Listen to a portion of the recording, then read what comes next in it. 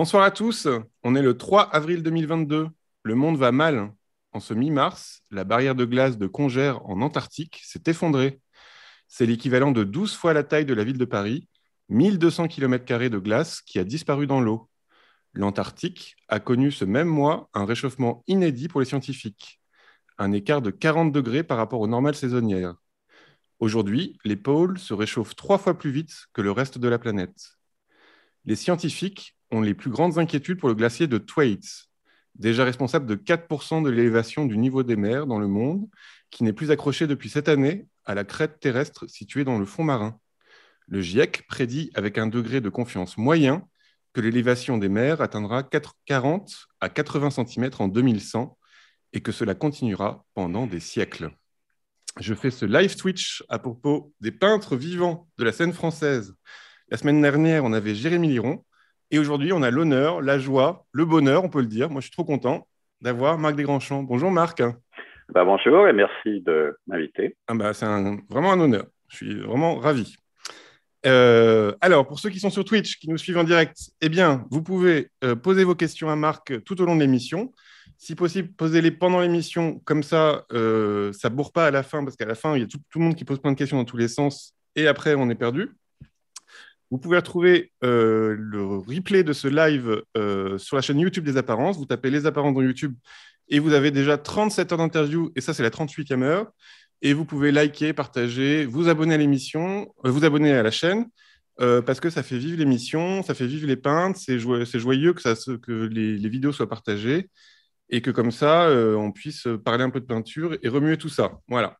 Alors Marc, on va commencer à parler de ton travail et je t'ai demandé 5 de tes peintures qui résument ton travail et ton parcours. Et tu as très généreusement commencé avec un tableau qui date de 1985, qui s'appelle Un combat, qui peut nous rappeler un peu pour certains nos vies de famille, enfin les vies de famille anciennes, hein, d'enfance. Et est-ce que tu peux nous en parler? Oui, bien sûr. Donc, il s'agit d'un grand pastel sur papier.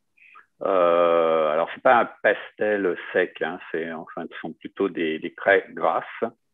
Et donc, j'ai réalisé, j'avais 25 ans. Donc, c'est un travail de jeunesse.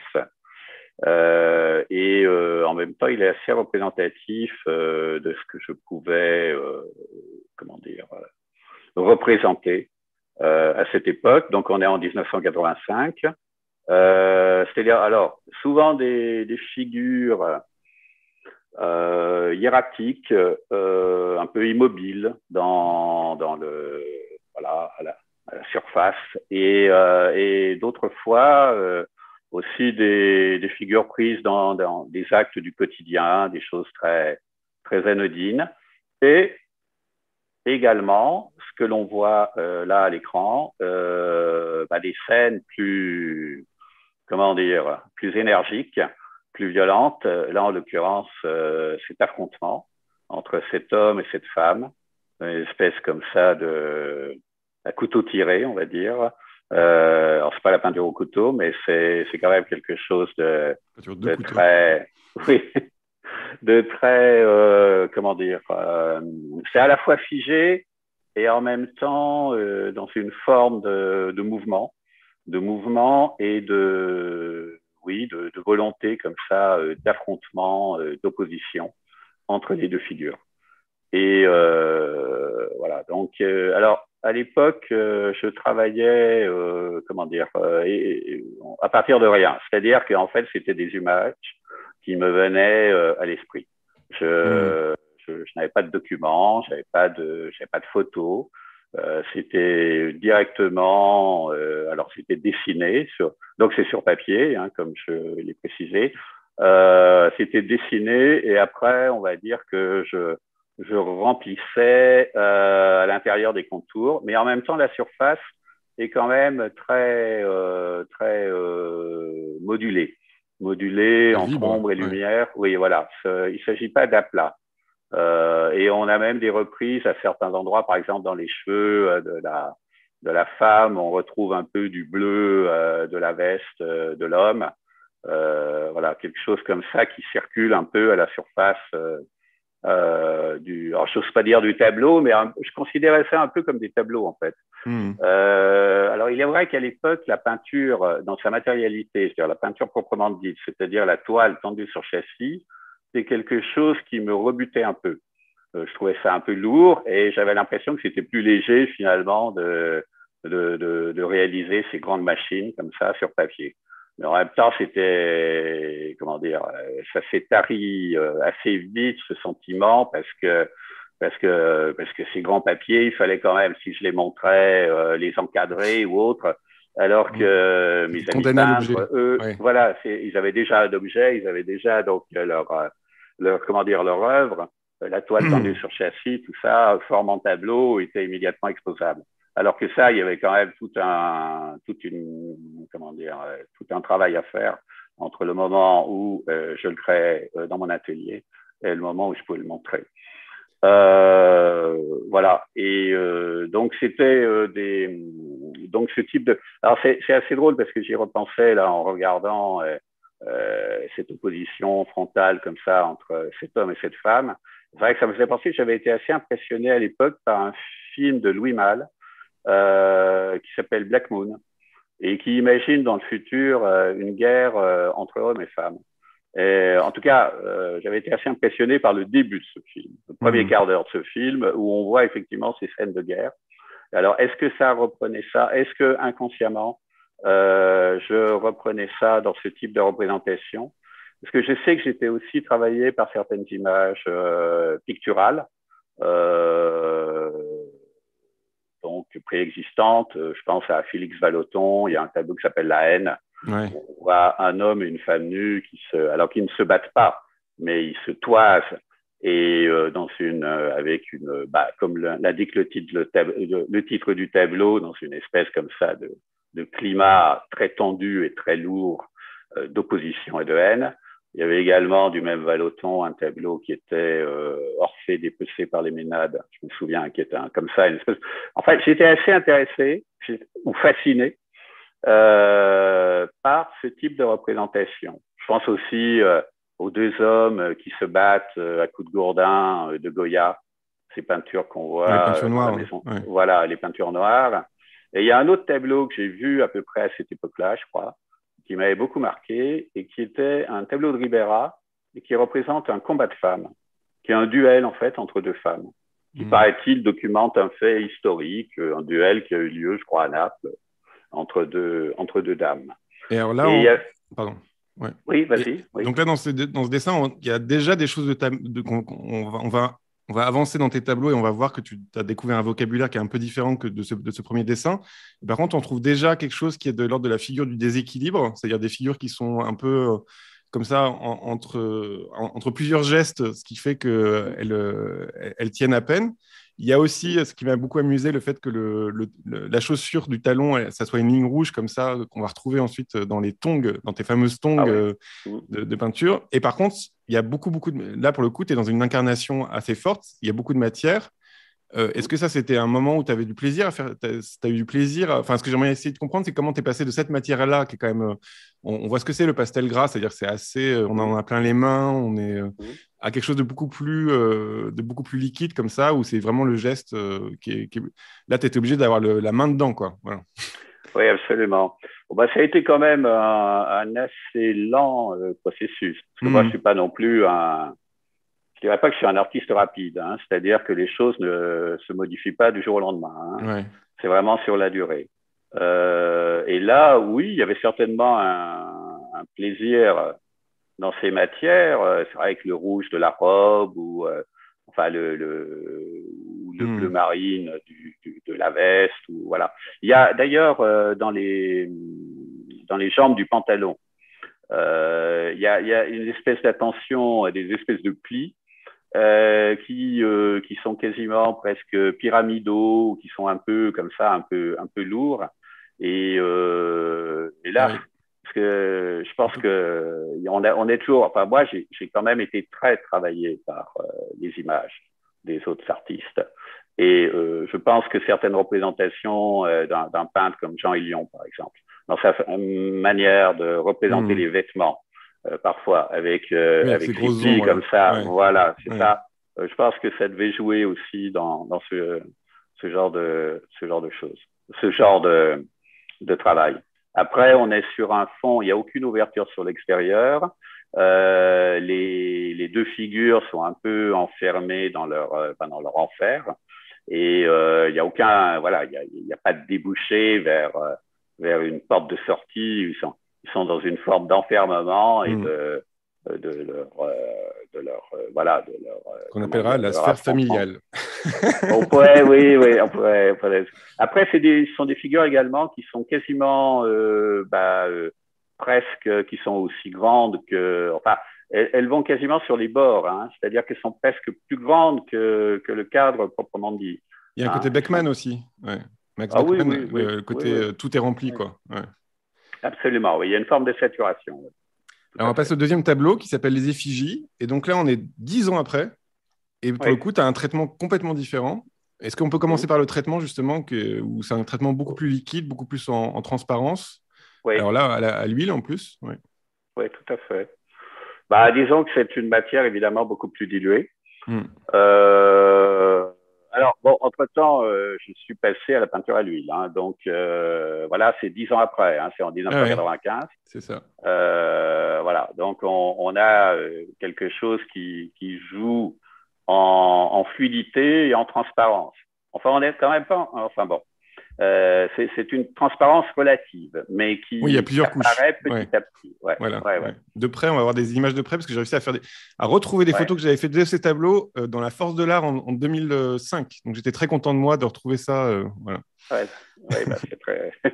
Moi, je redécouvre également le tableau comme ça. Ouais. C'est très Il a bien. Pompidou celui-là en plus. Ouais. Ouais, ouais, ouais.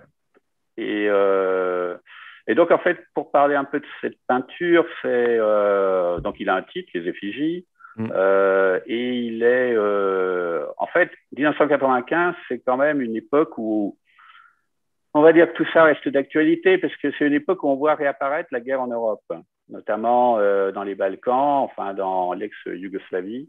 Mm. Et j'étais assez bon. Il y avait également, bon, il n'y avait pas que l'Europe, bien sûr. Hein, on est dans des années, première moitié des années 90. Il y avait également le génocide du Rwanda, tout ça. Mais il y avait quand même cette proximité de ce qui se passait en Bosnie et puis en Croatie. Enfin bon.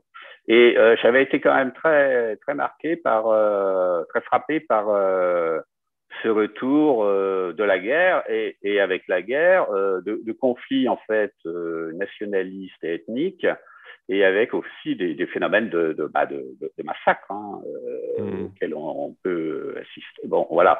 Et j'avais été très frappé par une photo d'un photographe qui s'appelle Ron Aviv, où on voyait trois miliciens dans une rue d'une petite ville de Bosnie et avec trois corps allongés.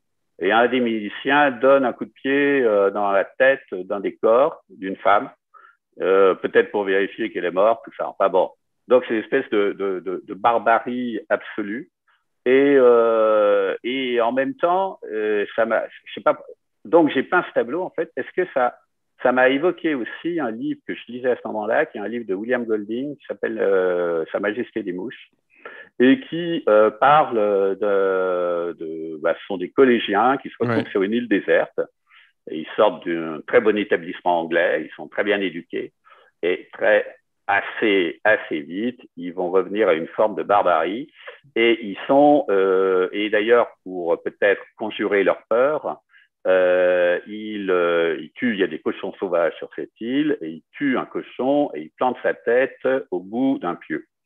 Et c'est un Bouc phénomène où émissaire. Ouais. voilà, c'est à la fois le bouc émissaire, c'est un phénomène de bouc émissaire, d'adoration, de Mm. conjuration, c'est pas trop. Et c'est pour ça que j'avais eu l'idée donc de créer ce diptyque avec. Alors moi, j'avais pas de cochon, moi, mais euh, moi c'est un cheval et une vache. Tout simplement que j'ai vu en réalité parce que entre temps d'ailleurs j'ai parlé à propos du pastel, un combat, du fait que les images surgissaient comme ça mentalement. Il n'y avait pas de documents. Voilà. Et alors que là, à partir du début des années 90, j'ai commencé à travailler à partir de photos. mais c'était pas tant pour introduire la réalité que pour introduire des morceaux de réel, en fait. Hmm. Et donc ce cheval et cette vache, je les ai réellement vus dans des marches comme ça, à la campagne, autour de Lyon, qui est la ville où j'habite.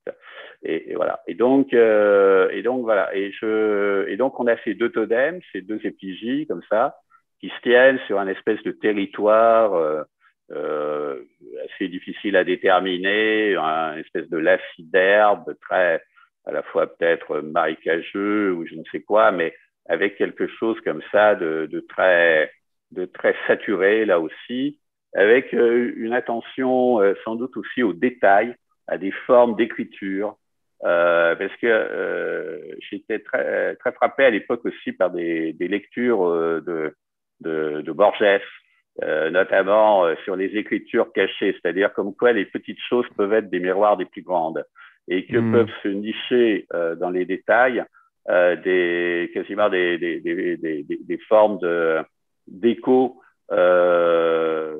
ou de signifiance comme ça d'autres réalités. Voilà. Et dans le traitement de Donc, l'herbe, là, par exemple, tu as une photo, des images sources ou tu as des photos au départ ou pas du tout? Parce que d'un coup, l'herbe, il y a un côté plus vitaliste. oui, bah, c'est des images sources, oui. Ah, il y avait Oui, des oui, images. mais Ah, ouais. il y avait des images, mais en même temps, la peinture, enfin, le travail Oui, pictural prend le dessus. Hein. ouais, bien sûr. Bah, ça, C'est-à-dire que ça se voit. non, non, ben, disons qu'on n'est pas, voilà. Mm. Mais il y a une espèce de source, oui, qui est de source iconographique qui donne l'impulsion, on va dire. Ouais, Voilà. ouais. Et ce qui est intéressant, c'est que d'un coup, il y a aussi, par rapport à ce que tu racontes sur Borges, il y a aussi une tentative de trouver un ordre du monde dans le désordre, dans le chaos d'une photo d'herbe, parce que peindre de l'herbe, c'est un cauchemar en vrai.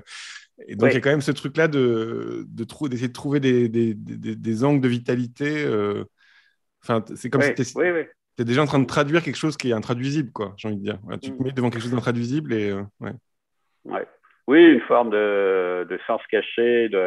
Quand je parle de Borges, j'avais vraiment en tête, d'ailleurs, une nouvelle, je crois que c'est dans les fictions, qui s'appelle L'écriture du Dieu, où effectivement il y a un prisonnier ça se fait il a en face de lui un jaguar.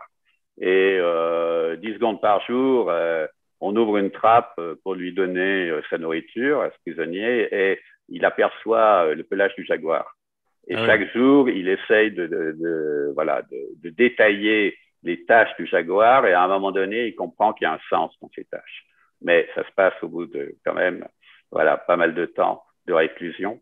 Mais et évidemment, d'ailleurs, la chute de la nouvelle, c'est que, évidemment, c'était le secret de l'univers qui était écrit, qui était crypté dans les tâches du jaguar, mais comme il a compris le secret de l'univers, alors qu'il pourrait se libérer, il n'a plus besoin de se libérer, bien sûr, Hmm. puisqu'il a tout vu et entendu et compris. Mais donc j'avais sans doute, c'est vrai à l'époque, en tête ce genre de lecture et certainement l'envie d'en restituer quelque chose dans le travail pictural et effectivement là, oui, dans le lacis d'herbe, cette espèce de foisonnement, Hmm. de juxtaposition aussi, de taches blanches, vertes. Il y avait un travail d'abstraction aussi. Oui, voilà. Non, mais c'est pour ça, c'est qu'il y a Oui, justement il y a oui, un oui, truc où bien sûr. Ouais, ça décolle, quoi. C'est pas de ouais, l'herbe. ouais, ouais, ouais, ouais. Mais j'ai toujours pensé que la figuration était faite avec les briques de la peinture abstraite. Donc, voilà, ça, c'était quelque chose qui a pas bougé, d'ailleurs. Et en parlant d'abstraction, et pour passer au troisième tableau qui s'appelle Sans titre, qui date de 2000, celui-là, Ouais, il y a un point commun entre les deux tableaux qu'on vient de voir, c'est cette espèce de monochrome, enfin ce dégradé, c'est pas monochrome, mais je joue monochrome pour faire abstraction, c'est de commencer par un ciel bleu, quoi. Parce qu'on sent bien que dans tes tableaux, ça commence par un ciel bleu. Donc ça, ce ouais. geste-là, il est parti. Alors, j'ai entendu une conférence où tu parles que tu n'as pas de style, mais tu n'aimes pas parler de style, mais tu préfères parler de manière. Oui. Euh, Est-ce que ça, c'est quoi ce geste de commencer par un ciel bleu comme ça parce que évidemment, on commence souvent par le fond pour la peinture, et là, je pense que c'est le cas. Donc, en vrai, ton premier geste de peinture sur n'importe quelle toile blanche, c'est de commencer par un ciel bleu, non? Alors là, ok. Bien non. Voilà. Il est manifeste que sur ces tableaux, on est le ciel bleu, je suis entièrement d'accord. Non, mais oui, mais... Après, ce que je veux... Non, mais et c'est vrai que l'immense majorité de mes peintures sont sur... c'est une identité forte. Oui, oui, il y a des absolument. variations, hein, évidemment, mais je suis bien d'accord. Je suis bien d'accord. Après, dans le démarrage, alors c'est sur toile crue, la toile n'est pas blanche. Hein. C'est une toile crue. Et donc, en fait, je fais au départ une espèce de fond qui marque quand même une séparation, on va dire, entre le ciel et la terre. Donc, ce n'est pas uniquement un bleu. Mais c'est vrai qu'il y a ce bleu qui vient dans la partie supérieure du tableau et qui est ça, je pense que ça vient aussi du fait que j'ai été je suis sensible en fait aux lumières du sud, aux lumières méditerranéennes, et je trouve que je sais pas, elles dégagent les choses, elles dégagent les objets.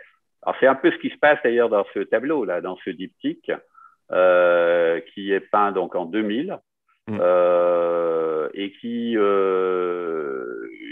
est peint à partir de choses vues lors d'un séjour que j'avais fait en Crète, sur la côte sud de la Crète, à l'été 2000. Et donc là, sur une plage donc, où j'avais enregistré, c'était un jour où il y avait beaucoup de vent. Et donc, sur la partie droite, d'ailleurs, le diptyque est asymétrique, là. C'est-à-dire que la ligne d'horizon, ça marche pas. Alors, il y a ça, absolument. Et en même temps, la partie droite est légèrement plus étroite que la partie gauche. Il y a une espèce d'écart, comme ça, de décalage, et un peu de... Oui, comme une forme un peu de déséquilibre visuel. Et la ligne d'horizon, oui, est désaccordée. Et il y a des espèces, en fait, c'est comme des espèces de faux raccords, en fait. Mais il y a comme une espèce d'ellipse au milieu, comme une espèce elliptique. C'est-à-dire que c'est comme s'il manquait quelque chose. Alors, on est dans peut-être... On dit ça au cinéma. Ouais. Ah oui, merci parce que je ne connaissais pas l'expression. Ah bon? Non, oui, je l'avoue. Non, moi je parle, j'utilise souvent, quitte à utiliser un terme photographique, j'utilise souvent le terme de faux raccord pour parler de ces écarts entre deux panneaux. Mais là, je ne connaissais pas le... Et donc, il y a une espèce d'unité de temps et de lieu, mais un peu fêlée, un peu désaccordée. Et voilà. Et donc, c'était une journée où il y avait beaucoup de vent. Donc, il y avait une espèce comme ça. Ça, c'est l'aléatoire du vent. C'est qu'il entraînait des objets. Donc, il y avait une chaise qui avait été renversée. Et il y avait une serviette qui était venue s'accrocher dessus. Et puis, il y avait ces jouets là qui sont sur la gauche et qui sont qui étaient... et dont leurs propriétaires s'étaient momentanément absentés. Donc, ça avait quelque chose d'un peu étrange. On aurait presque dit un site, finalement, comme une espèce de site archéologique, comme une espèce de site antique. Et alors peut-être j'étais sensible aussi au fait que quelques jours avant, alors que je ne m'y attendais pas du tout, avant d'arriver en Crète, j'étais passé par Corinthe. Et j'avais vu le temple de Corinthe où il y a 7 colonnes qui tiennent vaillamment debout depuis et qui je crois qu'elles sont jamais tombées. Donc et alors que j'allais voir comme ça ce site parce que j'étais dans la région et que voilà. Et j'avais été quand même assez ébloui. C'est sans doute la première fois que un site archéologique m'a fait cette impression. Alors évidemment, il y avait le ciel bleu, il y avait tout ce qu'il fallait, il y avait la lumière, les lumières du sud qui dégagent bien les formes, les contrastes, des choses comme ça. Ou alors, des fois, elle les dégage et au milieu du jour, elle les noie en même temps. Mais il y avait cette ambiance. Voilà, il y avait cette ambiance. Et est-ce que j'avais encore les colonnes du temple de Corinthe à l'esprit? Je ne sais pas. Mais en regardant finalement la chaise PVC, tout ça, je ne savais plus si elles étaient en marbre ou en plastique. Il y a comme ça une espèce de confusion qu'on retrouve assez souvent d'ailleurs à l'œuvre dans mes peintures. C'est-à-dire l'espèce de... Oui. Il y a un petit paradoxe aussi quand même dans ces tableaux-là et dans ton travail, c'est que c'est quand même, on est en plein air, il y a un gros soleil dessus il pourrait y avoir des ondes très très fortes et elles sont assez diluées. Et les objets eux-mêmes sont assez légèrement peints, ce qui fait qu'ils n'ont pas une présence, ils ne sont pas complètement matériels, quoi. C'est pour ça qu'on a pu parler de mémoire ou de choses comme ça. Et on Ouais. arrive au fait qu'il y a quand même aussi, alors c'est une figure que tu as moins utilisée, que tu utilises moins maintenant, mais il y a aussi des coulures. C'est-à-dire que là, on a le seau jaune qui dégouline comme ça, Ouais, qui pisse son jaune. Et tout à ça, fait. c'est pas totalement le même rapport à une colonne corinthienne qui a tenu depuis 8000 ans, quoi. Enfin, pas 8000 ans Oui, d'ailleurs, je dis des conneries, mais depuis 2000 ans. Mais il y a ce ouais. truc il y a quand même ce rapport aux objets qui est plus, alors certains ont dit mélancolique, mais ou plus tragique, Mhm. où on sait pas si c'est un souvenir, un rêve, si c'est un flash, si c'est un truc qui passe et qui disparaît. Enfin voilà, il y a Tout à fait, ouais. une autre tonalité, quoi. Mhm. Mais les colonnes, elles peuvent être fragiles aussi, hein, puisque Bien sûr, certaines sont bah, de toute façon, tombées. Hein. il suffit d'un marteau, hein, Oui. et un peu de Tout à patience. fait. Oui, oui. Non, mais bon, et la coulure, oui, c'est quelque chose qui, à un moment donné, dans ma peinture, enfin, dans mes tableaux, était un phénomène très, très visible. Alors, bon, j'ai tendance à dire que c'était en fait la conséquence assumée de la matière utilisée. C'est-à-dire que la matière était très Hmm. fluide, et donc il y avait cet écoulement à la surface, ou ce ruissellement, même parfois. Et alors, à la fois, il y avait plusieurs choses. C'est que ça témoignait en même temps, oui, effectivement, d'une forme de, comment dire, d'impermanence des choses, de fragilité. Fragilité peut-être de ce que l'on voit, fragilité de nos perceptions, fragilité du souvenir aussi, ou Hmm. de la mémoire, parce que la mémoire est faite d'oubli quand même, essentiellement. Pas seulement, mais beaucoup. Et en même temps, la coulure, c'était aussi le phénomène moderniste classique, c'est-à-dire j'assume le travail, c'est-à-dire la matière de la peinture telle qu'elle, et sur le plan de la toile, c'est-à-dire qu'elle s'écoule, voilà, elle témoigne comme ça aussi de la surface Hmm. et du matériau. Et en même temps, elle est aussi enfin, elle témoigne aussi d'un mouvement. C'est-à-dire qu'à un moment donné, cette matière, elle a été vivante à la surface.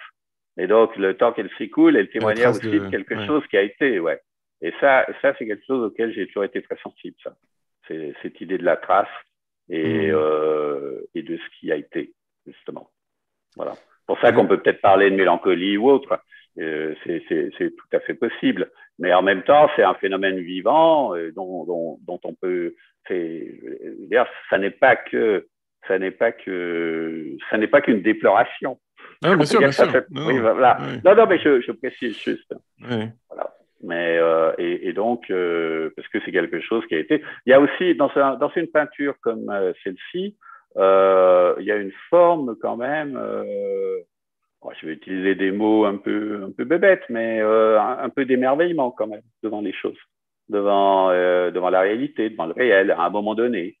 Et dans l'aléatoire aussi de ce qui est. C'est-à-dire, j'ai parlé du vent qui avait d'une certaine façon provoqué, qui avait été un peu le metteur en scène de cette scène, que Hmm. j'enregistre évidemment et que je reconstitue, parce que je la restitue, je la reconstitue a posteriori. Et ça me faisait penser, alors, bon, c'est peut-être un, mais il y a un fragment d'Héraclite bon, auteur grec bien connu, Hmm. présocratique, qui m'a toujours totalement ébloui. C'est qui dit en gros des choses répandues en désordre, le plus bel ordre, l'ordre du monde. Et je trouve qu'il y a quelque chose, et dans ce fragment, voilà, cette idée des choses répandues en désordre, et qu'en même temps, ce désordre témoigne d'un ordre, et vice-versa, je trouve qu'il y a quelque chose de très juste par rapport à la réalité du monde dans lequel nous vivons. Et là, c'est aussi des objets en plastique complètement fonctionnels, hein, c'est enfin fonctionnels en tant que jouets, qui sont laissés à l'abandon, donc qui d'un coup ont plus d'essence à part le fait d'exister, quoi. Enfin, qui sont juste le fait Ouais, qu'elles soient là, ça ouais, suffit. Et il y a des plaisirs de jaune, de bleu, de rouge. tout à fait. Des Ouais, ouais. choses Ah simples, bah oui, quoi. c'est sûr. Ouais, Ah bah ouais, ça, le plastique, c'est beau, hein, quand c'est un beau jaune, un beau vert, un beau rouge, c'est magnifique. hmm. Et il y a effectivement Et le fait qu'ils aient plus de stimulation fonction à est aussi beau. représenter. Le fait le fait qu'il n'ait plus de Oui, fonction, c'est-à-dire que ah l'achat ouais, soit retourné, ça ouais, crée aussi cette beauté. C'est-à-dire que d'un coup, c'est vraiment ouais, l'objet plastique pour lui-même, quoi. Ouais. tout à Plastique au deux fait, sens oui. du terme. Ouais. Ce sont des objets à délaisser. Ouais. Alors, on va passer au quatrième tableau, où là, il y a des figures humaines qui ne sont pas plus présentes ou pas plus en densité que nos objets précédemment. Est-ce que tu Hmm. peux nous en parler? Oui, oui. Là, il date de 2011, ce tableau-là. Donc, on a refait 10 ans. Ouais, On va à absolument. Ouais. gambade. Absolument. Alors, donc c'est un tableau. Pardon, j'essaie de le voir Ouais. un peu mieux. Donc c'est un diptyque à nouveau. Bon, alors, on a pu remarquer que j'aime bien la forme polyptyque. Hein. J'aime bien assembler différents panneaux entre eux hein, dans une espèce de jeu de montage. Ah, pour le coup, il n'y a pas de Euh, jump cut là, entre les deux. Il n'y a pas de petit décalage. non, alors là, c'est vrai. Ouais. C'est vrai que là, Ça la colle. ligne oui, la ligne d'horizon est quasi continue. Bon, il doit bien y avoir deux, trois petits détails un peu bizarres, mais globalement, oui, oui, ça tient sur la continuité. Et donc là, j'ai parlé de site antique. Alors là, c'est réellement inspiré d'un site antique qui se trouve en Catalogne, au nord de Barcelone, le site d'Emporiès. Et c'est un très beau site que j'avais eu l'occasion de voir en été, et plutôt en fin de journée. Donc la lumière d'août, mais en fin d'après-midi, quand les choses se contrastent bien en Ouais. ombre et lumière. Et c'est un site qui se trouve au bord de la mer. On a les montagnes à l'horizon, il y a la plaine, enfin bon, comme ça, il concentre différents types de paysages. Et en même temps, il est structuré géométriquement par les ruines. Il y a des ruines de différentes strates, puisqu'on a eu sur ce site d'abord une ville grecque, puisque c'était donc une colonie grecque au départ, et après une ville romaine. Et tout ça structure en vertical, en horizontal le paysage. Après, on voit donc deux figures. Enfin, donc il y a la jeune femme en marche à la gauche, et à droite, on a une statue hellénistique Mm. d'Amazone. C'est encore une figure de combat. Alors ça, je l'avais vu, cette statue, je l'avais vue au British Museum. Et donc, bah là, j'ai eu envie de la représenter parce qu'elle vient un peu face à la figure en marche. Elle n'est pas forcément en rapport avec elle, je veux dire, elle n'est pas en rapport de confrontation, mais les deux figures matérialisent en fait des temporalités différentes. Est-ce Mm. que la femme en marche, elle est dans un instant suspendu, on va dire, alors qu'un instant suspendu voilà, qui peut se compter en secondes, alors que la sculpture est également dans un mouvement, mais elle est dans un mouvement qui est dans un temps suspendu dans les siècles. Et donc, il y avait comme ça, et ça, je suis assez attentif à ce type de circulation temporelle. Parce qu'elles peuvent s'inverser. C'est-à-dire cette sculpture dans son mouvement, malgré Ouais. la jambe Sans symétrie, quoi. et le bras Ouais. cassé, oui, elles sont quasiment en symétrie, c'est-à-dire que cette sculpture, elle témoigne aussi de quelque chose qui a été, là aussi, d'un Mm. mouvement, c'est-à-dire ce mouvement a existé, il a été aussi, et alors que la figure en marche, elle pourrait être détachée d'une certaine façon d'un bas-relief. Mm. Moi, j'étais très sensible à ce moment-là à une nouvelle d'un auteur. Gradiva. Voilà, exactement. Et d'ailleurs, elle est en posture Gradiva. Hein. Ouais. Elle a le pied relevé. Jensen. Ouais. Voilà. Et on a on a d'ailleurs les sandales qui viennent un peu comme une forme de socle. Et sandales d'ailleurs, paradoxalement, qu'on retrouve également à la base de la jambe de la sculpture, un peu comme pour finalement brouiller encore plus, Ah oui, il y a une petite peut-être. virgule de rouge là. Ouais, je vois. Ouais, c'est ça, Ouais. ouais, ouais, ouais. Bah ça, voilà. Et brouiller encore plus peut-être la représentation et la temporalité et les espaces-temps de cette peinture. Parce que la Voilà. densité des sandales de la jeune fille ou de son sac, c'est aussi une manière de marquer un temps très contemporain. C'est-à-dire qu'on a quoi, on a un sac contemporain, moi je pense c'est Ouais, des sandales, mais des tongs contemporaines, parce que j'aime beaucoup. Hein, mais c'est d'un coup, tu ancres aussi quelque chose, des objets dont tu sais qu'ils vont vieillir en fait par rapport au tableau. Non, tu penses à ça ou pas au temps de la peinture aussi, c'est-à-dire de se dire, bon, bah, dans 20 ans ou dans 30 ans, peut-être qu'on n'aura pas des sandales comme ça ou un sac. Tu penses à la.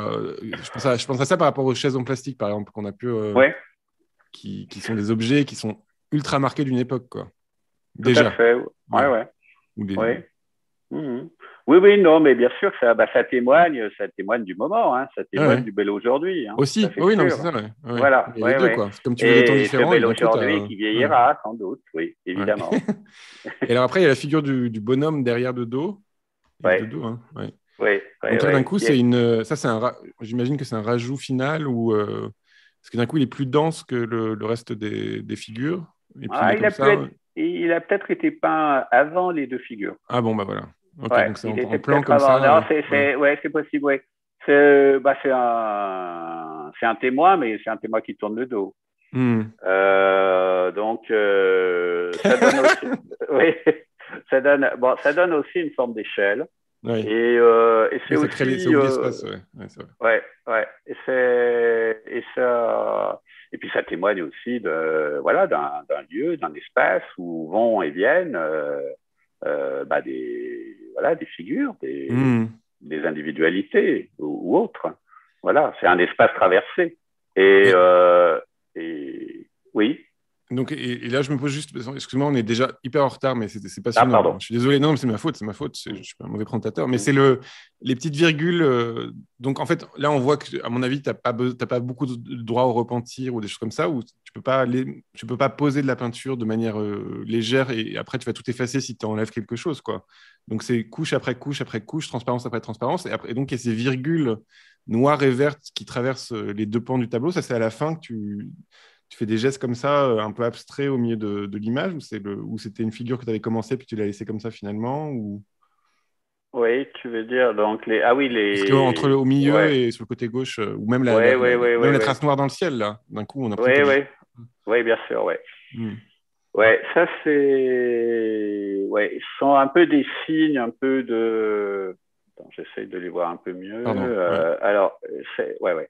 Donc, oui, bah, la trace noire, en fait, bah, c'est aussi une façon, peut-être à un moment donné, là pour une raison très formelle, de venir combler un vide aussi, d'être une Hmm. forme un peu, Et de faire vivre le truc, ouais. ouais, ouais, ouais, tout à fait. Et puis, pareil pour les éléments verts, là, les taches vertes que l'on voit, qui pourraient être finalement des feuilles détachées d'un cactus ou d'un aloe vera ou de je ne sais Hmm. quelle plante, mais qu'on trouve voilà, enfin, qu'on trouve dans ces régions et mais qui viennent d'un coup se réunir et marquer comme deux espèces de verticalité à la gauche et au centre de la toile et qui viennent un peu en écho aussi de la verticalité de la femme en marche et de la Hmm. sculpture, alors de la Et d'un coup, ça maçonnerie. donne aussi une vitalité à tout l'ensemble, quoi. Ça fait exploser un peu la composition.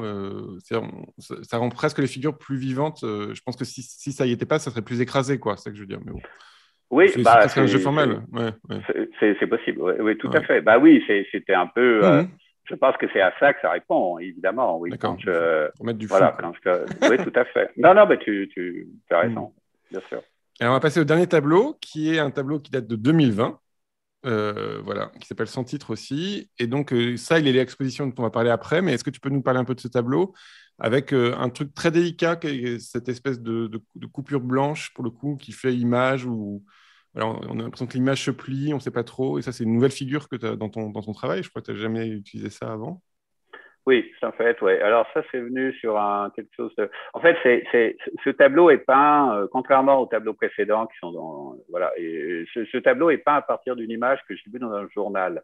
Ouais. Et alors, bon, qui m'a attiré pour des raisons en fait très visuelles et en même temps très formelles. Je pense que j'ai surtout été attiré par le vert de la montagne. La photo d'origine, elle représente, c'est une paysanne dans un champ, dans une région de l'Himalaya. Et donc, cette brisure blanche, elle Hmm. vient, je pense en fait, elle restitue la déchirure du papier. Ah, Que le d'accord. papier Ok. était déchiré Et donc, ça m'a donné C'est beau plastiquement, en l'idée. vrai. Ouais, voilà. Et oui, alors du coup, ça vient effectivement comme une brisure au milieu de la composition. Hmm. Ça me fait penser aussi des fois quand même aux séparations qui peuvent exister entre différents panneaux des polyptyques, Bien quand je sûr, peins ouais. des polyptyques. Et puis bon, alors oui, c'est une forme de béance. Alors c'est peut-être aussi la béance finalement, c'est comme un trou de mémoire aussi, c'est-à-dire comme quelque chose, puisque finalement cette image de sa source, on ne sait pas grand-chose. Et Hmm. y a comme ça, c'est la restitution un peu peut-être justement de ce manque ou de cette béance voilà, qui vient comme ça se matérialiser à la surface du tableau. Voilà. Et le visage, on peut en parler ou Oui, pas? alors, oui, ben, bien sûr. Ben, alors, je dois avouer que j'ai beaucoup de peindre. J'ai beaucoup de peindre. Oula, je sais pas. Pardon. J'ai Commencez beaucoup de là-dessus. mal. J'ai beaucoup de mal à peindre les traits du visage Hmm. humain. C'est-à-dire que quand j'essaye, j'ai toujours l'impression d'arriver très vite à quelque chose de stéréotypé, la lèvre supérieure plus foncée que la lèvre inférieure, tout ça. Bon. Donc, à chaque fois, je suis insatisfait et donc, et en fait, j'ai des stratégies de contournement, si je puis dire, par rapport au visage. Et donc là, effectivement, on est dans une forme, cette espèce de figure sombre qui est Hmm. comme, oui, il y a une forme Un peu Malevich. Ouais. oui, alors Malevich, j'ai pas pensé en peignant le tableau, mais j'ai pensé après coup. Parce que Hmm. d'un coup, je me suis dit, oulala, mais oui, effectivement, la figuration supplémentaire, enfin, comment dire, la figuration des dernières années de Malevich, où comment dire, il reprend tout son. D'ailleurs, j'ai toujours admiré cette période de Malevich parce que je trouve extraordinaire. Il reprend son vocabulaire abstrait suprématiste pour en construire avec une nouvelle figuration.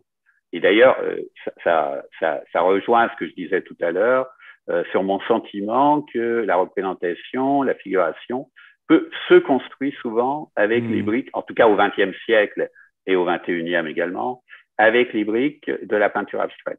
En tout Enfin, cas pour la Velázquez aussi. figuration la plus Ouais. consciente.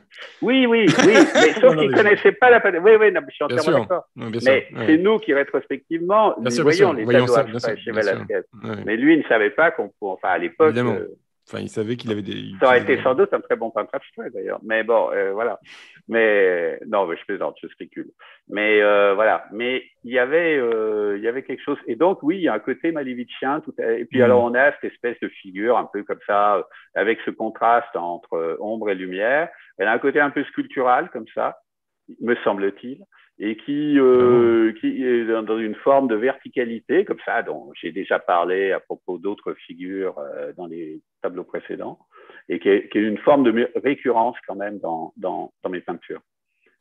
Voilà. Et alors, tu peins aussi de manière quand même très légère, c'est-à-dire que tu vas pas dans l'empattement.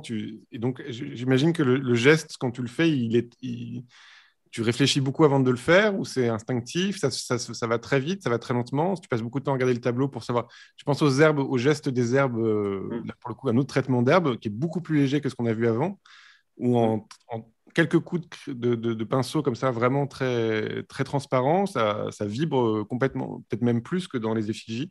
mm, C'est moins. Voilà. mm. Comment ça se passe à l'atelier? Tu regardes beaucoup le tableau se monter tout doucement, ça va très vite. Non, ça va pas forcément très vite, mais c'est vrai que je le regarde par étapes. Hmm. Alors sur ce que tu dis du geste et de la légèreté du geste, faut dire que la matière est quand même plus sèche hein, par rapport Hmm. à ce qu'on a vu précédemment. C'est bien qu'elle marque une espèce de trace parfois un peu plus rugueuse, mais qui s'inscrit bien à la surface justement. Après, c'est quand même très intuitif. Hein. C'est toujours assez Hmm. intuitif. C'est dans l'après-coup que Et on on prend des réfléchit. décisions dans l'urgence et puis voilà. Hmm. Puis après, on essaye pas de comprendre forcément, mais en tout cas d'interpréter un peu ce qu'on a fait. Et puis moi, je constate les changements dans mon travail. Je les constate au fur et à mesure. C'est Ouais. jamais brutal. C'est aussi dans le cadre de la pratique, puisque la pratique, une pratique picturale, ça se fait quand même au quotidien. Enfin, Hmm. tu vois, es peintre toi-même, tu vois un peu de quoi je veux parler. C'est quand Ouais. même quelque chose qui voilà, bouge. Alors, des fois, ça peut aller plus vite, mais Enfin, moi, personnellement, ça a toujours été quand même sur une durée assez longue. Et voilà, les choses changent. Et c'est d'ailleurs pour ça que je pense, je parle jamais d'évolution, je pense d'un développement. Parce que l'évolution, ça tendrait à dire que je sais où je vais, ou qu'il y a un but, ou qu'il y a une espèce de téléologie comme ça. Non, pas du tout. En fait, je constate quand même des changements dans ma manière de représenter la figure, C'est vivant, quoi. de poser la coupe. Oui, bah oui, bien sûr. Ouais. Comme toute chose Tout à vivante, fait. on peut pas vraiment mettre des mots dessus, on comprend pas trop. Non, on peut essayer. Si, on peut Oui, quand non, même mais essayer d'interpréter. on n'arrivera pas à Mais le en tout choper, cas, quoi. dans le vif de l'action, c'est pas toujours le cas. Et c'est très Ouais, bien aussi. d'accord. Et tu regardes beaucoup les tableaux ou pas quand même? Tu les regardes pousser Ah bah ou... oui, quand Ouais. même, oui. Non, mais je veux dire, t'as J'essaye. beaucoup de temps de contemplation. Non, mais t'as beaucoup de temps de Oui. contemplation ou c'est beaucoup d'action? Non, c'est de l'action. Mais après, C'est de une fois que l'action, ok. C'est après quoi que tu regardes. Ouais. ouais, et je le garde quand même, je garde en observation la peinture. C'est-à-dire D'accord. que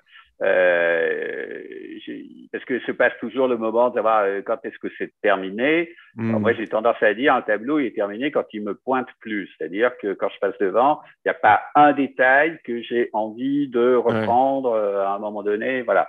Et ça nécessite de l'avoir Sous l'œil. en vue Ouais. plusieurs jours, voire plusieurs semaines. Après, le moment où il est censément achevé. On imagine le docteur Desgrands-Champs dans son laboratoire avec ses Oui, sans tableaux. doute. Oui, Alors, oui. on va passer une petite vidéo que j'ai faite de l'exposition qui est en ce moment à la Galerie Lelon, qui dure jusqu'au 7 mai 2022. C'est au 38 avenue Matignon, Paris. Ça s'appelle Le Tourment de la ligne d'horizon. Un prix de Flore s'est caché dans cette vidéo. Sauras-tu le retrouver? Et est-ce que tu peux nous parler un peu de cette exposition, Marc? Donc, c'est une très belle Oui, oui. expo. Voilà, ouais. Bah, écoute, merci de Ah dire non, mais que vraiment, c'était une c'est un belle vrai expo. plaisir. Bon, Il y bon. a des collages, il y a des grands tableaux, des tableaux moyens.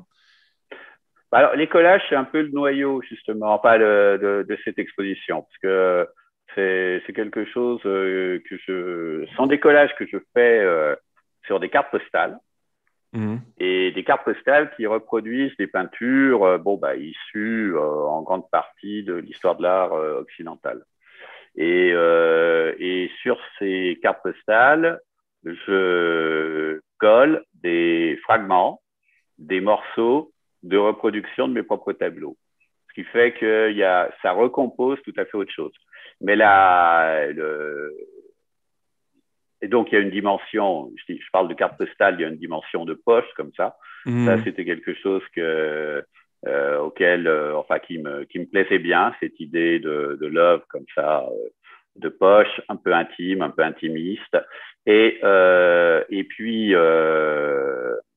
Il y a un tableau là, d'éolienne aussi. Il y a ah un oui, image, alors là, il y a il y a un quelques image de peintures, oui. Twombly. Ouais. Et oui, à la Il y a plein de recherche de trucs. Cy Twombly, oui. Ouais, ouais. Oui, tout à Il est fait. très beau ce C'est-à-dire qu'à un tableau, c'est mon moment donné, préféré. ouais. Ouais, c'est mon préf. Ah bon, bah écoute. Alors ça, c'est vrai que moi, j'aime beaucoup Cy Twombly. Mm. Et j'avais, à un moment donné, dans ce tableau, donc il y avait les architectures qu'on peut voir, enfin les bâtiments. Et j'ai eu envie, en fait, de représenter une figure issue d'une peinture de Cy Twombly. En l'occurrence, un bateau, Mm. une galère. Et je l'ai fait sur un pan de mur. Et puis, je trouvais que ça faisait un peu trop, voilà, que ça restait trop limité. Et donc, les signes touromblesques, si je puis dire, On se sont débordait. répandus, Ouais. ont débordé, se sont répandus à toute la surface de la toile. Alors que les Donc, tags sur les cailloux, eux, ils n'ont pas débordé. Ouais. non, ils sont restés, effectivement. Oui, oui. Mais C'était ça peut-être aussi, Ouais, oui, ça pourrait être comme l'écriture, je parlais tout à l'heure de ouais. Ouais. l'écriture du Dieu là, de Borges. Là Mm. aussi, c'est peut-être, voilà, peut-être un sens caché de l'univers. Donc, Et donc les éoliennes, c'est les nouveaux totems contemporains? ouais, ou les nouveaux moulins à vent aussi. Ouais, ça Voilà, oui. ouais, C'est ouais, même leur fonction. ouais, oui, absolument.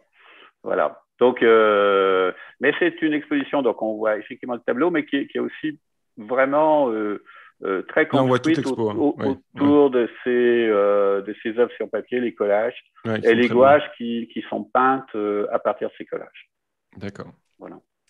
Alors, je vous avoue qu'il y a un décalage entre Twitch et nous, donc je ne sais pas si c'est passé la vidéo, mais c'est pas grave, on va avancer et puis on va laisser notre réalisateur Nils se débrouiller.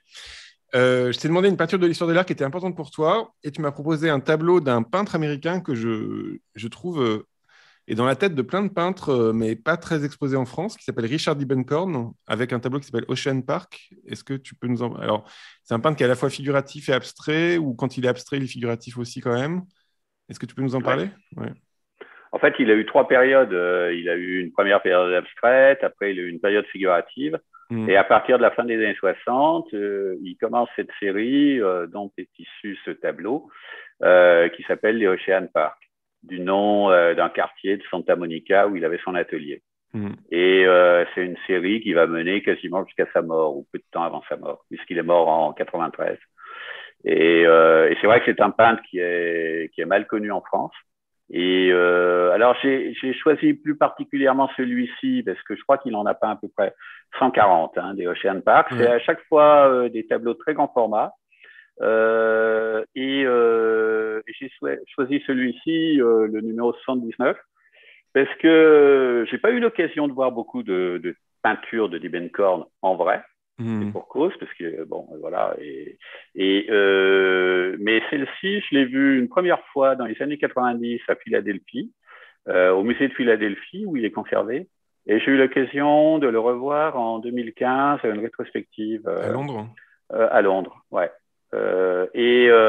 Bon, bah, pour moi, Diebenkorn, c'est un immense peintre. Alors, je trouve que cette série des Ocean Park est vraiment un accomplissement magnifique dans son œuvre. Je trouve qu'il y a quelque chose c'est une forme de paysagisme abstrait en fait, mais en même temps, moi je sais pas, je trouve une espèce de sentiment de la lumière, de la luminosité d'une journée, je sais pas, des variations de l'air, des variations de la lumière. On est dans une forme de géométrie douce aussi, avec parce que les lignes ne sont pas, on n'est pas chez Mondrian, quoi, on n'est pas chez Mondrian, c'est très bien, mais on est dans quelque chose qui est beaucoup plus fondu. On a l'impression, on a des hésitations, il y a des recouvrements, découvrements, des transparences, des transparences, bah, bien sûr, des transparences, oui, oui, tout à fait. Ouais, c'est quelque chose d'extrêmement subtil. Alors, j'ai lu que certains critiques, un critique avait identifié en fait ce type de tableau, ne voyait pas comme une verticalité, mais le voyait comme un plan. Et moi, personnellement, moi, je suis pas du tout. Enfin, moi, pour moi, il s'agit vraiment d'une verticalité. Donc, je le vois pas comme un plan de parking, esthétisé ou autre. Je vois vraiment comme quelque chose, comme une surface verticale et avec, je sais pas, mais avec sa frontalité, avec voilà. Pour moi, c'est un. Il a aussi des gammes colorées super originales, je trouve. Enfin, dans ces gammes colorées, c'est-à-dire il y a toujours des couleurs un peu originales, un peu douces, toujours un peu décalées. Ça, je me suis dit, c'est un truc qui te. Il y a souvent du bleu, du jaune. C'est pas des bleus, c'est pas des bleus bêtes, quoi. C'est des bleus vraiment travaillés, je trouve, les violets ou là, le violet qu'on a, par exemple, il est un peu spécial, quoi. Tout à fait. Oui, absolument. Bah oui, mais je pense que c'est quelqu'un je ferais de la déco, prenait... je copierais Diebenkorn. Oui, c'est vrai. Mais en même temps, je pense que c'est pas si facile à copier quand même. Ah non, mais non. Oui. Subtil, hein. Non, mais quand je dis ça, c'est que c'est un bon... Oui, je comprends. Oui, bien sûr. Mais, une invention, quoi. Une invention de gamme colorée. Ouais. Pas du Pantone. Tout à fait. Et puis, je pense il prenait beaucoup de temps pour peindre, puisqu'on a des photos de lui dans son atelier et on voit les peintures dans différents états. Et je pense il y avait un grand temps de regard et de réflexion. Je pense que les œuvres mûrissaient assez lentement. Et qu'il y avait, et c'est vraiment, il y a une sensibilité. Je pense qu'il était sensible à quelque chose qui était dans l'air. Voilà, c'est une peinture c'est une peinture de l'atmosphère.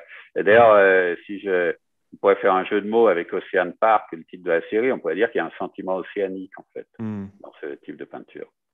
Et voilà, c'est quelque chose auquel je suis très sensible. Je suis désolé, je suis obligé d'avancer parce qu'on est déjà super en retard. Et là, on a envie de la voir. On a un vrai clash. Parce que je t'ai demandé une peinture de l'histoire de l'art que tu n'aimais pas, que tu ne comprenais pas encore ou que tu rejetais. Et là, tu as lâché le micro et tu t'as balancé. Mona Lisa, la Joconde, Léonard de Vinci. Oui, Bim. oui. Non, mais je pense que Léonard de Vinci va s'en remettre hein, quand même. Voilà, à mon En avis. attendant de savoir ce que tu vas dire.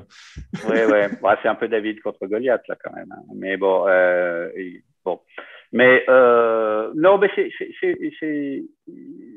évidemment, c'est un chef-d'œuvre, mais je vais.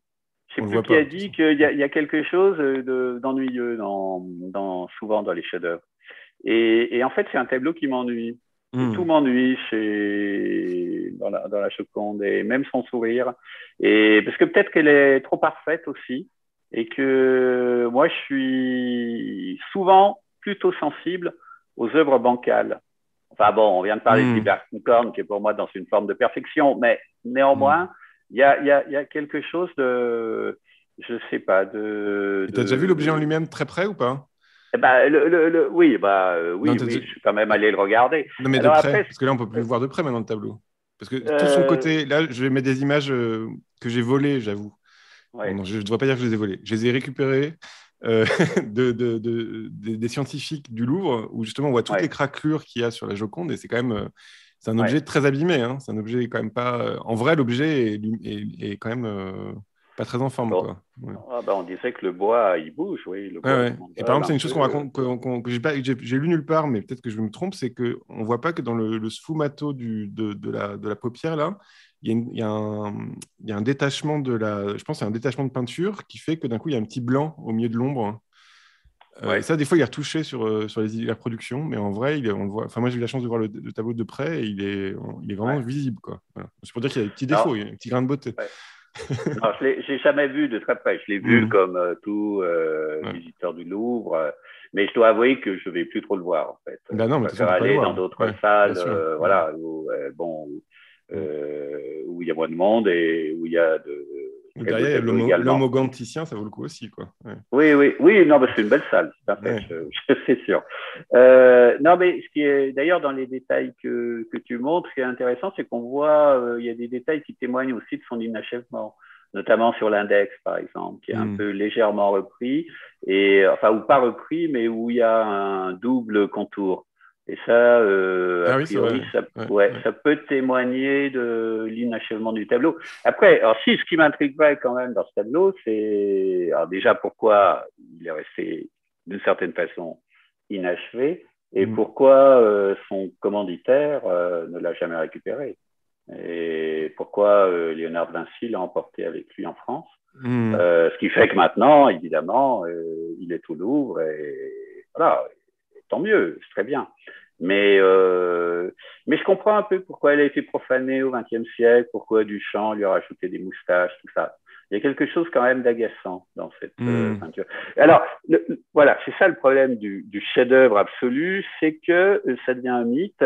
Et au bout d'un moment, alors le mythe, ça peut être très beau, mais là, il y a quelque chose qui fait qu'on va vers une forme de banalisation absolue et que j'ai du mal parfois quand je vois une reproduction de la Joconde à faire. Ouais, Enfin, un j'ai sentiment. Ouais. l'impression de voir le couvercle d'une boîte de chocolat. Mhm. Voilà, ça pourrait être ça aussi. Et c'est ça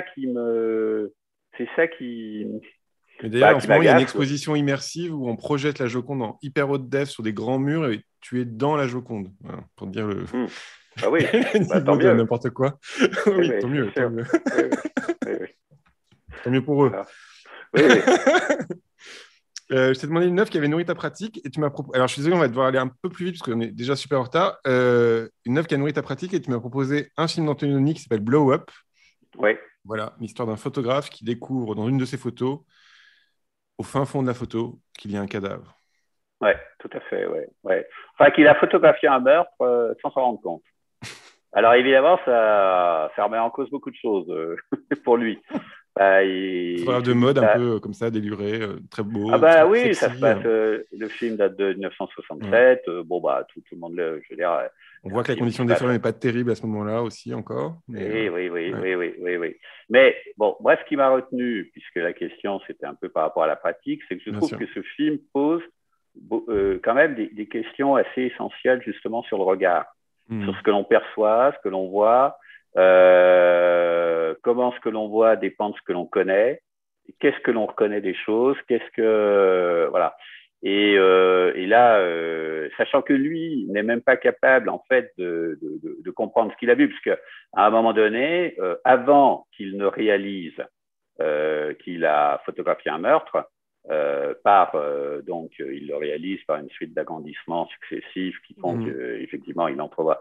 Il parle, je ne sais plus, à un de ses amis et lui dit ce matin, alors qu'il a fait des photos de guerre, tout ça, bon voilà, et avant, et il lui aussi, et il lui dit mais maintenant, ou plutôt non, ce sont des photos dans des asiles, je crois, et des asiles de nuit, voilà, une photographe. Bon, où il photographie des personnes qui sont parfois en situation limite ou autre. Et il dit ce matin, j'ai fait des photos dans un parc, et comme il prépare un livre, un recueil, il dit ce sera très bien parce que ça viendra terminer avec des images plus sereines et plus belles, plus calmes, ça.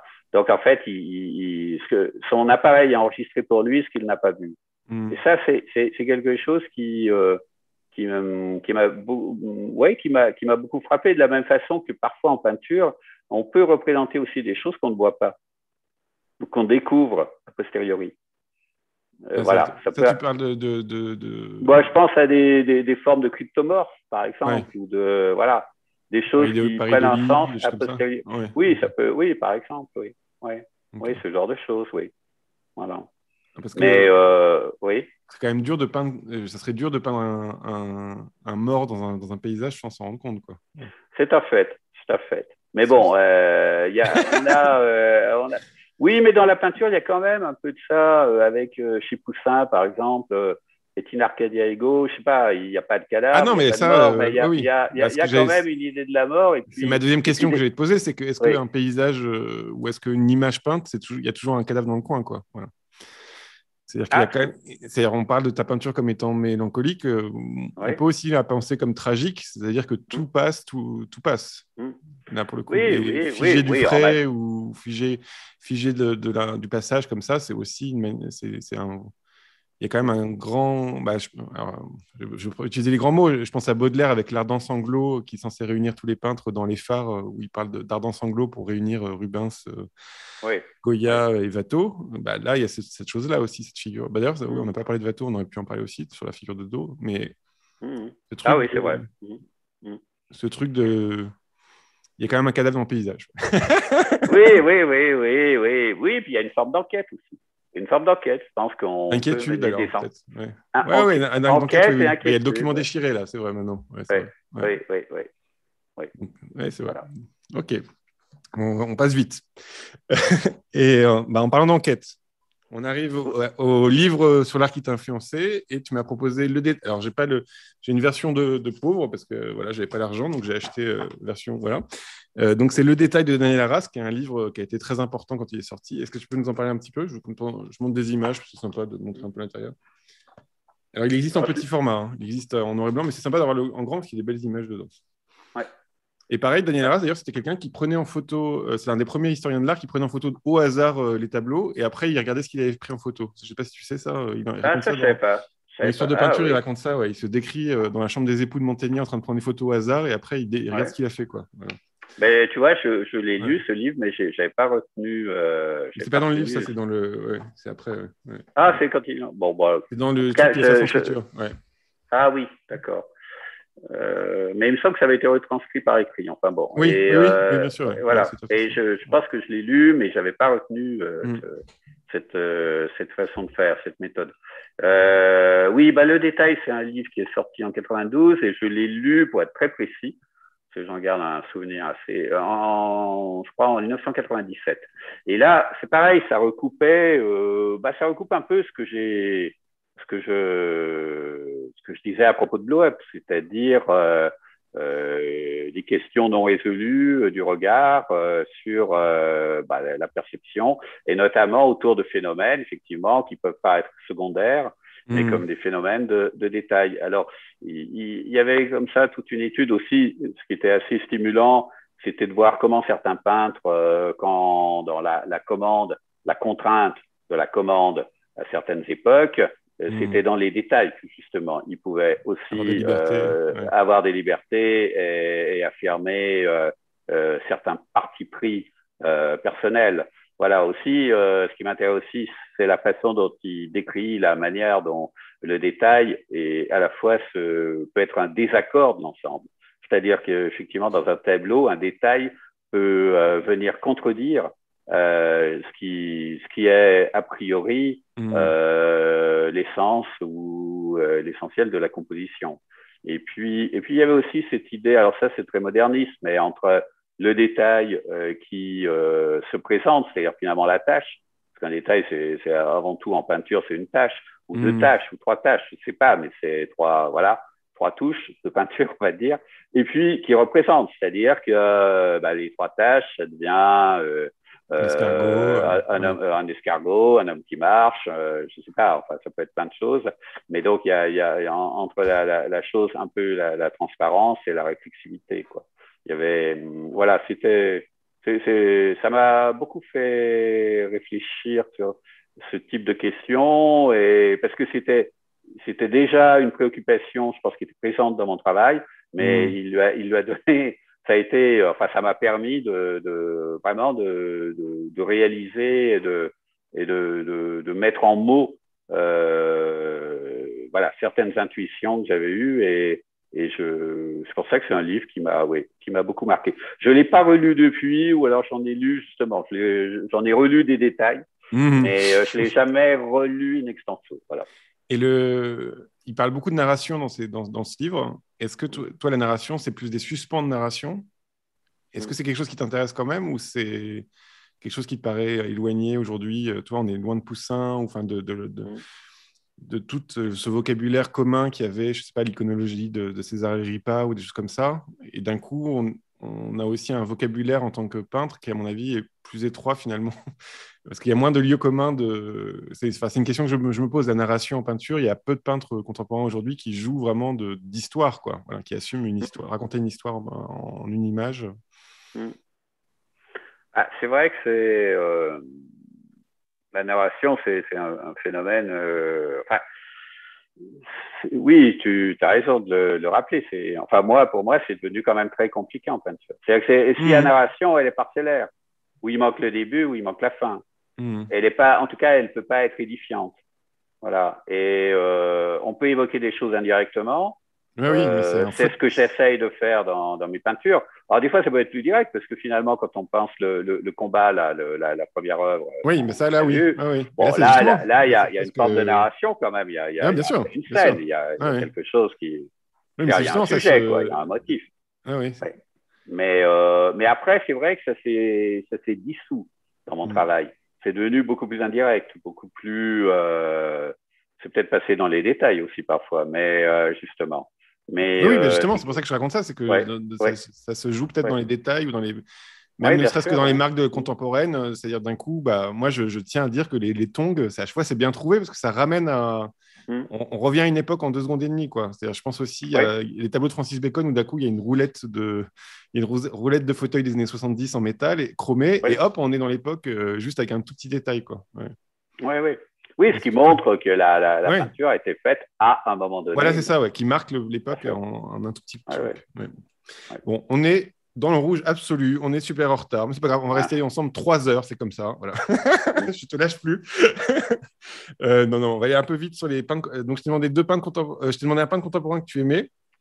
Et alors, tu m'as proposé un peintre allemand qui a aujourd'hui 86 ans, qui s'appelle Eugen Schönbeck, et je dois dire que je ne connaissais pas du tout, avec un tableau, un portrait de Mayakovsky. Est-ce que tu peux nous en parler très, très vite? Voilà. Oui, alors c'est un tableau qui date de 1965. Il est à Baden-Baden. Il faut savoir que Schönbeck est un peintre qui a arrêté de peindre en 1967. Ah oui. Et il ne peint plus depuis 67. Et il est né en 36. Voilà, pour essayer de donner le marquer historiquement, mais il est toujours en vie. Et ça, c'est un tableau, c'est un très grand format. Alors, c'est un peintre qui a été très proche de Georges Baselitz. Au tout début des années 60 à Berlin, ils étaient très proches, ils ont même publié des manifestes ensemble. Et pour dire que les femmes peintres, ça n'existe pas, ou pour des non. Il parlait de Artaud, il parlait même de Dado d'ailleurs. C'est étonnant d'ailleurs d'un peintre comme Dado, voilà. Voilà. Et là, alors c'est une peinture en fait. J'avais une fois, dans les années 80, j'étais chez un ami allemand, peintre, qui s'appelait Max Kaminski, et il avait un dessin qui m'a intrigué. C'est un dessin qui représentait des soldats.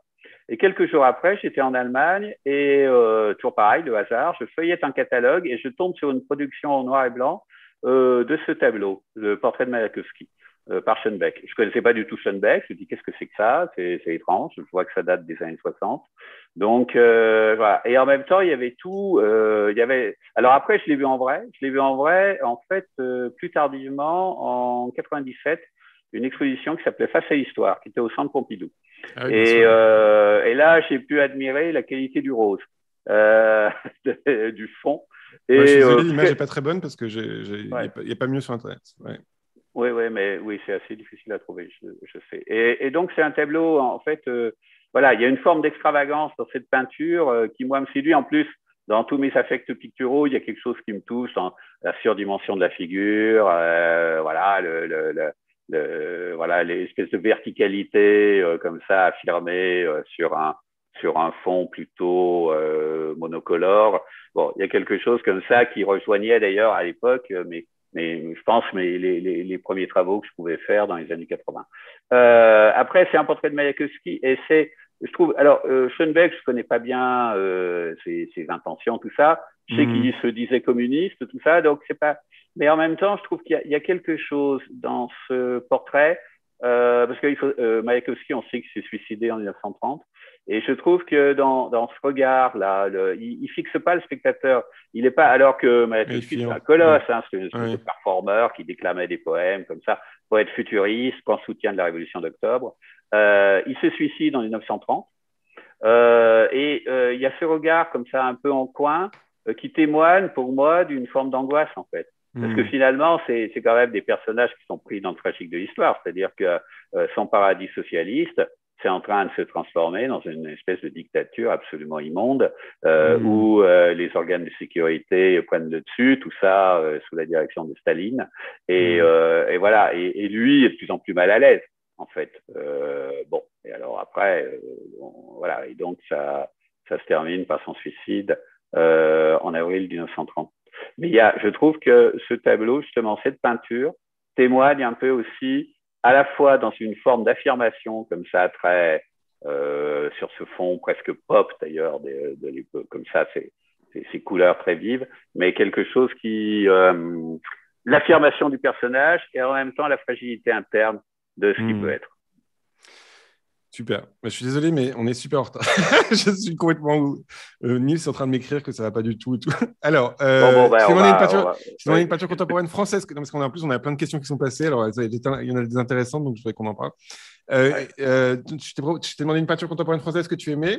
Et tu m'as proposé une peintre que je ne connaissais pas et que je trouve super, qui est vraiment intéressante, qui s'appelle Iman Shabigara, qui est une peintre qui est née en 86 et qui est d'origine béninoise, avec un tableau qui s'appelle Ikikomori 6, et presque qui raconte notre... voilà, on a trop d'objets, quoi. Voilà. Ouais. Oui, elle est submergée par les objets, oui. Ouais. En fait, Iman Shabigara, c'est une artiste que j'ai rencontrée à l'École des Beaux-Arts de Paris. Et donc, elle s'intéresse beaucoup à la culture japonaise. C'est comme ça qu'elle a découvert le phénomène des hikikomori, qui sont ces jeunes gens qui restent enfermés chez eux, qui ont une angoisse de l'extérieur, qui ne veulent pas sortir chez eux et qui ne survivent que parce que leurs proches leur apportent les boissons et la nourriture. Et donc, elle a décidé de peindre une série sur ce thème, sauf qu'elle se représente, elle, dans cette situation d'enfermement. Alors, il se trouve que quand elle a démarré la série, on était... il y a eu...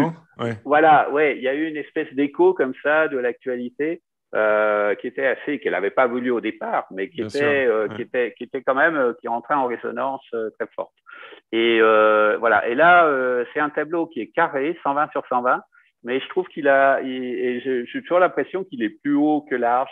Et sans doute à cause de la et puis à cause de la verticalité de la figure qui se détache sur le fond clair et avec comme ça en plus la tête appuyée comme ça sur la main, et à la fois dans une espèce de, comment dire, c'est comme s'il y avait une forme de défi et de lassitude en même temps qui sont mêlés. C'est-à-dire que finalement, cet enfermement, nous, vu de l'extérieur, nous l'envisageons comme quelque chose de terrifiant, d'épouvantable, mais en même temps, finalement, il y a quand même quelque chose de choisi aussi là-dedans. Et donc, il y a presque quelque chose d'un peu altier, comme ça, dans cette figure, dans la manière dont elle toise le regardeur.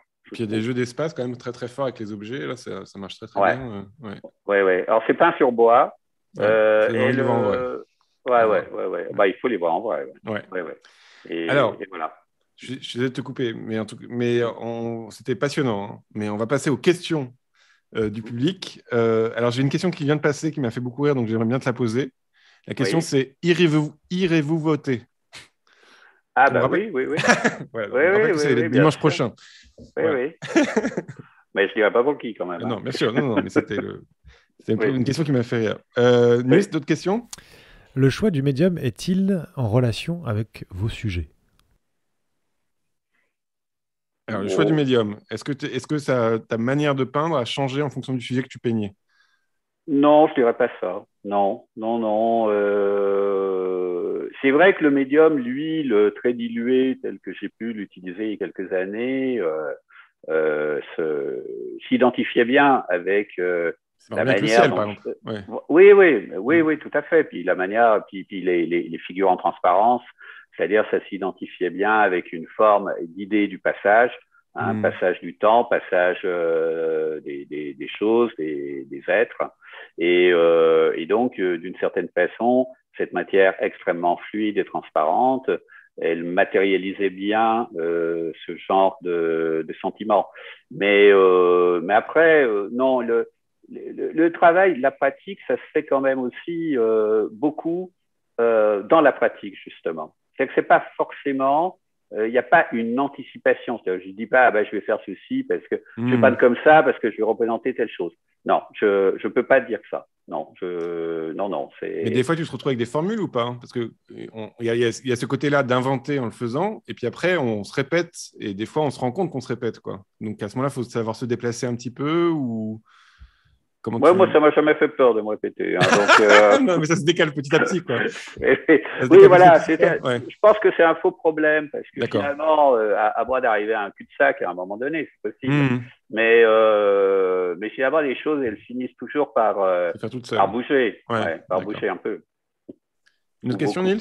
Considérez-vous l'apport référentiel, nombreuses références cinéma, Grèce antique, comme un moteur pour votre travail ou comme nécessaire à l'accès de vos œuvres? Paul Vergier, le peintre. Ouais. Ah oui.